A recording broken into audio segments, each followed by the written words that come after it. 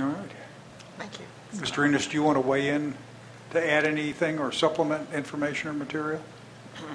I don't know if I have anything to add to it. I know we're busy, like any large engineering project, on we're continuing to try to optimize and refine and incorporate comments that we hear from the public and at least figure ways around them. But as the project director engineer, do you do any engineering anymore, or is it mainly organizing, consolidating, explaining? I mean, it's got to be a massive undertaking for anything this size. No, right. No, you're right. And I definitely I'm sitting on the shoulders of a lot of other more well-qualified engineers than me. Right.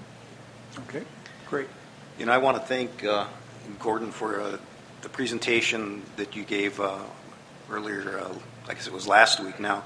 That was a briefing to our council briefing staff on the new proposal, and it was very, very helpful. And I know in the intervening time we've had a number of letters coming out, critical of that.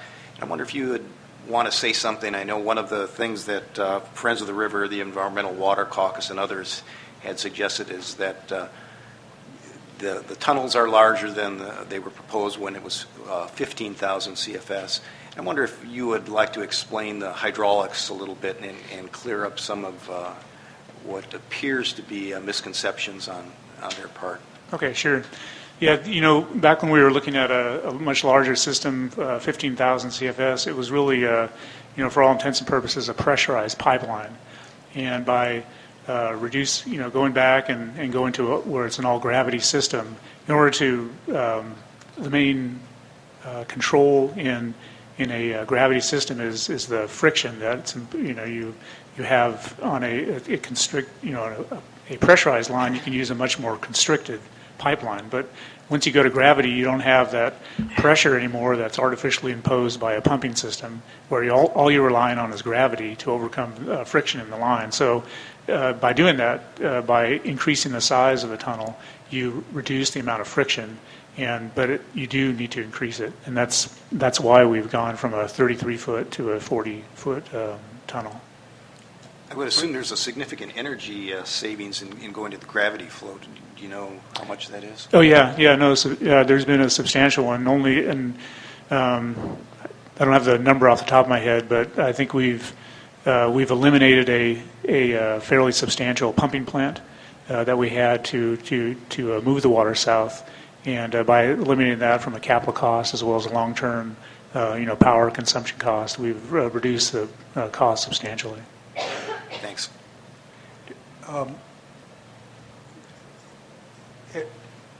Explain, if you would, the physics of capacity, volume of water, and gravity flow, because gravity has a lot to do with how much water can at any particular time, as I understand it, be run through a tunnel or a ditch or whatever it is. And I thought your explanation in the August 15th press conference or statement or whatever it was particularly useful on that point.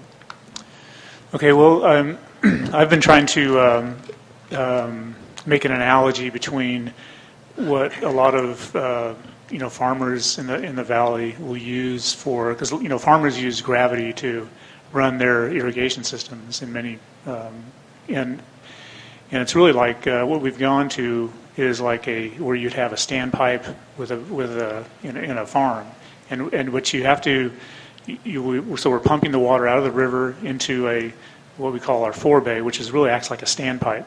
So we've elevated the head, the elevation in the forebay, and that the weight of that and the elevation, the difference of that water is really what pushes the water through the tunnel. So it's really just the difference in what we call hydraulic head is really now the pumping mechanism by which the water moves through the system.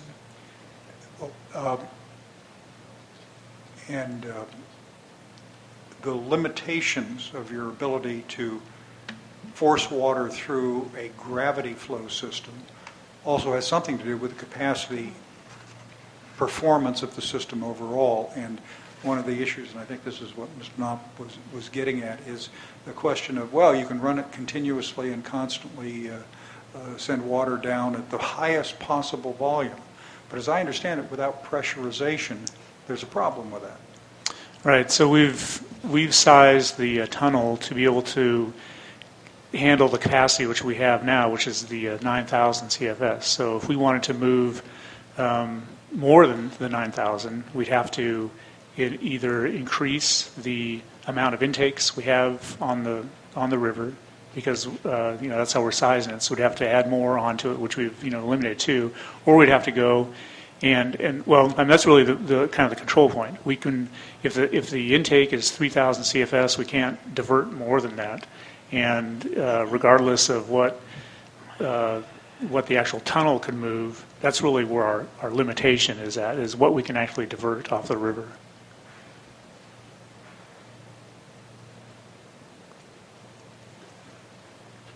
This it strikes me that this whole discussion, size, how much, guarantees and all that, is kind of the classic difference between politics and maybe public policy, which somehow acts as if we can guarantee at all time, at all places, for all people and all things, exact configurations. But a system to utilize a natural resource like water is subject to the vagaries of the climate and the weather patterns and the availability of supply.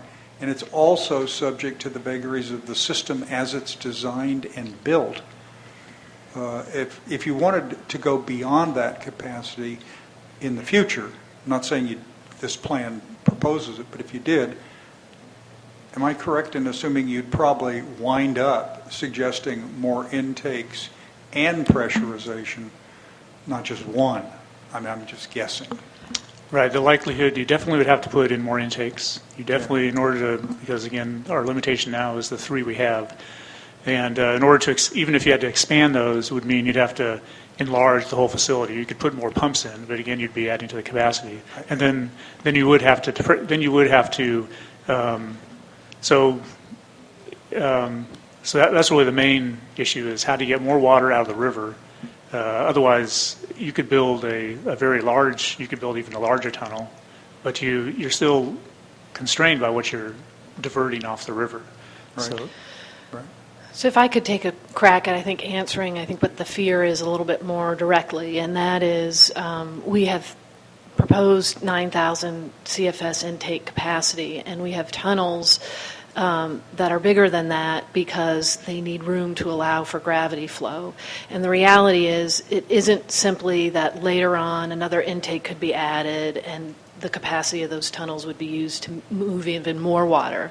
That would actually require a lining inside the tunnel and substantial reconstruction of the project to do that. And so unlikely to be a CEQA exemption. Unlikely to be a CEQA exemption, correct. And I think the Department of Water Resources has sort of made it clear that this is a project that would be done only once. And so the capacity needs to be a capacity that looks at a 100-year, a 200-year need. And that's the reality. We're looking at, 200-year facilities here. So. Mr. Enos, I probably shouldn't do this, but I'm going to anyway. As an engineer who has to explain all this, how do you react when people listen to all these arguments and they say, I don't care, you're going to suck the river dry under the present conditions? I mean, it's one of those interesting dilemmas of how to deal with perception. Mm-hmm. You don't have to answer that. Oh, okay, yeah. Well, hopefully, we hear that a lot, and about sucking the river dry, and we recognize that, the improbability of that kind of happening, just due to for a lot of reasons. And but I hope we're patient with people who have those comments and are willing to try to work through the issues with them to help them understand. Okay.